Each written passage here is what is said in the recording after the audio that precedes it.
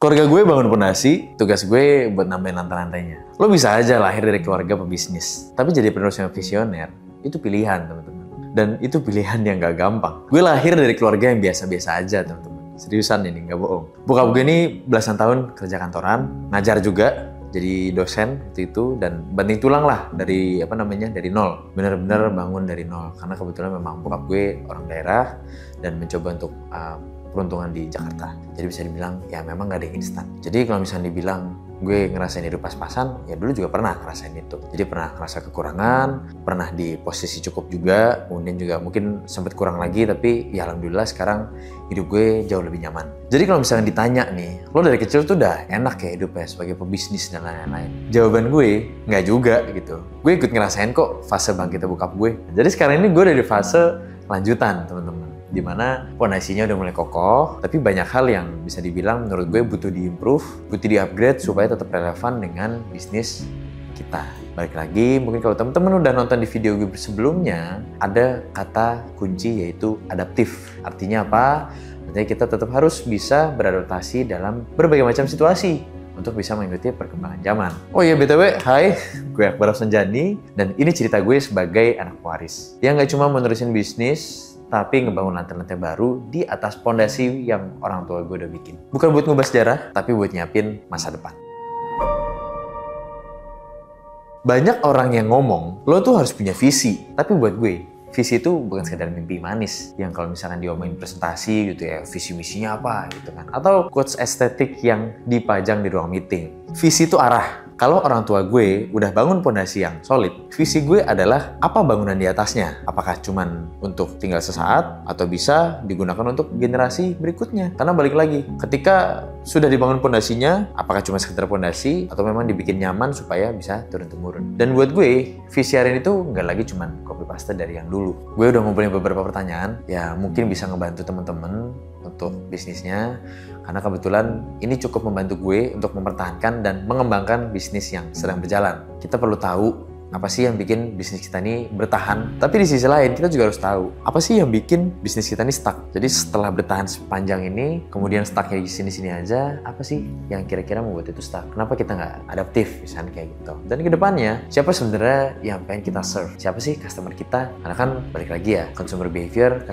itu pastinya akan terus berkembang seiring berjalannya waktu. Jadi kalau misalnya teman-teman lihat sekarang nih ya, orang dulu belanja selalu ke mall karena terlihat prestis, terlihat gue belanja, gue spending besar, tentengannya banyak banget nih. Tapi sekarang udah banyak orang yang lebih milih online karena nggak mau dilihat orang mungkin ya, atau ya males jalan aja karena macet. Kalau misalkan visi lo kabur, semua keputusan lo nanti bakalan jadi kabur. Dan ujung-ujungnya apa? Lo cuma sibuk ngejalanin rodanya. Padahal ketika mobil ini sudah bisa berjalan dengan roda-roda yang kokoh, ya harus kita tentuin arahnya mau kemana.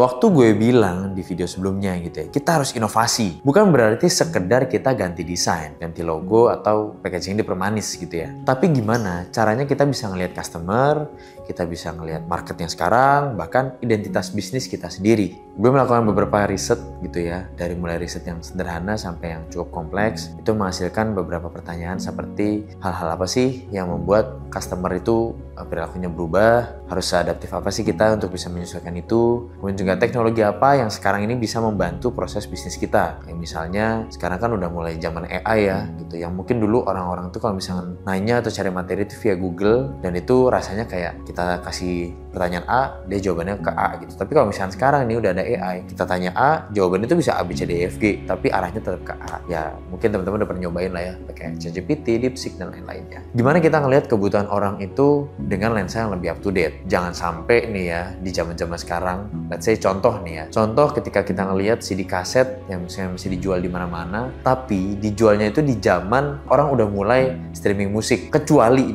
lo belinya vinyl, itu mah anak skena.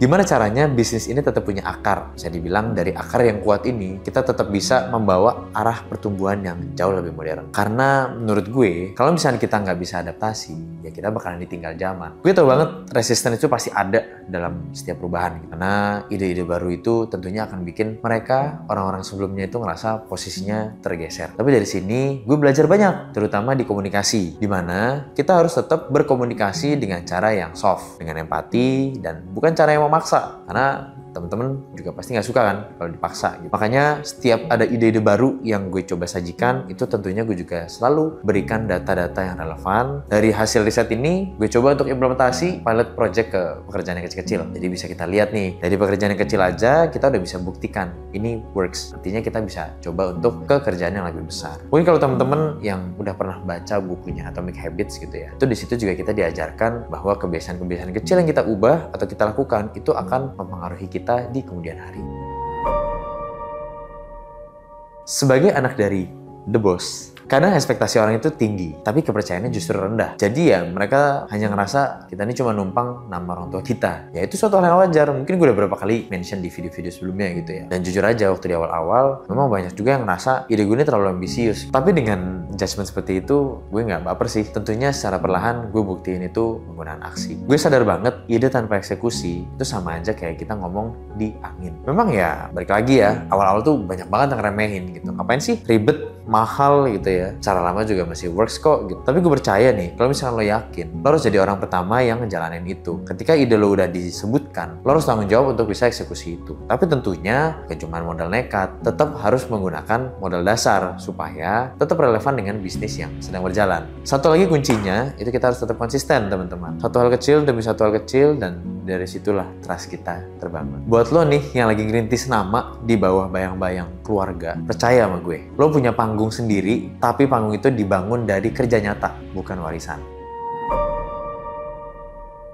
Dulu nih, tujuan utama bisnis itu mungkin profit gitu ya. Gue pertama kali masuk perusahaan juga yang ada di bayangan gue, gimana caranya perusahaan ini harus profit. Tapi sekarang buat gue, seiring berjalan waktu, dan mungkin buat lo juga gitu ya, profit itu udah bukan lagi satu-satunya tolak ukur sukses. Ya bukan berarti bisnis kita nggak mesti profit ya. Maksud gue, profit tetap harus, tapi what's next setelah profit? Gue juga udah mulai mikir, kira-kira setelah profit gitu ya, apa sih value yang dari perusahaan ini bisa kasih ke tim? Gimana kita bisa bikin sistem yang kerjanya tuh jauh lebih manusiawi? Atau bisa nggak sih bisnisnya berdampak lebih luas dari sekedar laporan keuangan? Jadi kalau misalnya teman-teman tetap fokusnya ke profit, ya udah, yang dicari itu hanya uang gitu, tapi nggak berdampak kayak sekitarnya. Dan balik lagi ya, suatu hari gue juga pasti akan melanjutkan bisnis ini ke generasi setelah gue, yang artinya dia akan menjadi pewaris selanjutnya. Dan orang-orang yang ada di dalam perusahaan itu tetap harus tumbuh supaya perusahaan ini tetap hidup. Karena bisnis yang hebat itu bukan cuman bisnis yang bisa bikin kita kaya, bikin kita cuan, tapi yang bikin manfaat